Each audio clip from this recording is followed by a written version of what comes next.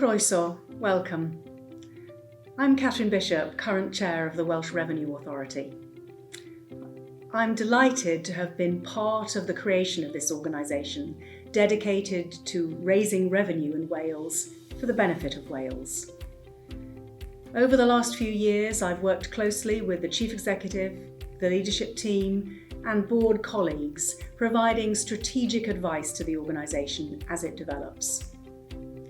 My term of office as chair is coming to an end, and the organisation is looking for someone with a passion for innovation and excellent public service to help guide the organisation through the next stage of its development.